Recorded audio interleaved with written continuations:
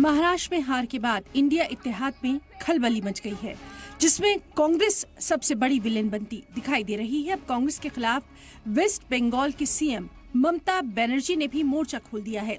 ममता बनर्जी ने एक इंटरव्यू में कहा कि उन्होंने ही इंडिया ब्लॉक को बनाया था, अब इसे संभालने की जिम्मेदारी अगुवाई करने वालों पर है, मगर वो इसे नहीं चला सकते तो वो क्या कर सकती हैं। ममता बनर्जी ने कहा कि जरूरत पड़ने पर वो बंगाल से ही इंडिया इत्तेहाद की जिम्मेदारी संभालने के लिए तैयार है और ममता के इस बयान से साफ है कि वो इंडिया ब्लॉक में कांग्रेस के स्टैंड और कामकाज से खुश नहीं है। ममता के बाद समाजवादी पार्टी ने भी इंडिया ब्लॉक को लेकर बयान दिया और कहा कि राहुल गांधी इंडिया ब्लॉक के लीडर नहीं है। नहीं, राहुल गांधी तो अब भी इंडिया गठबंधन के नेता नहीं।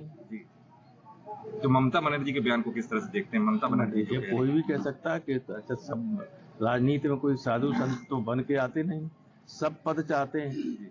हो सकता है कि नेतृत्व में परिवर्तन किया जाए, लेकिन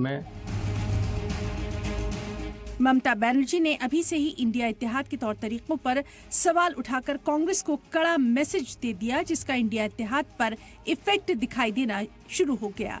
इस बयान के बाद कांग्रेस और टीएमसी के बीच तनातनी बढ़ गई है।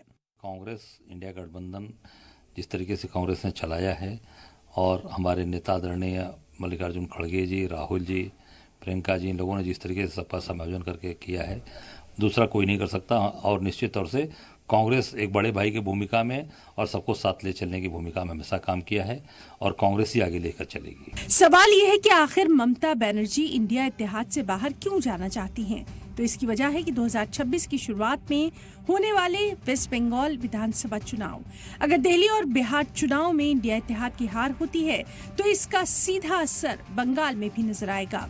एक्सपर्ट्स के मुताबिक ममता बनर्जी जानती हैं कि बंगाल में टीएमसी की जीत तभी होगी जब बीजेपी के साथ सीधा मुकाबला हो। अगर टीएमसी इंडिया इत्तेहाद में कांग्रेस के साथ मिलकर चुनाव लड़ती है तो टीएमसी को नुकसान उठाना पड़ सकता है। कांग्रेस और ममता के बीच पहले से ही तनाव रहा है, खासकर मगरबी बंगाल में, जहां दोनों पार्टियां एक दूसरे के खिलाफ चुनाव लड़ती रही हैं। ममता के इस बयान के बाद इंडिया ब्लॉक बटा हुआ नजर आ रहा है, वहीं बीजेपी भी चुटकी लेने से बाज नहीं आ रही। इंडिया इत्तेहाद की अगुवाई करने की मंशा जाहिर करके ममता बनर्जी ने कांग्रेस को कड़ी चुनौती दे डाली है।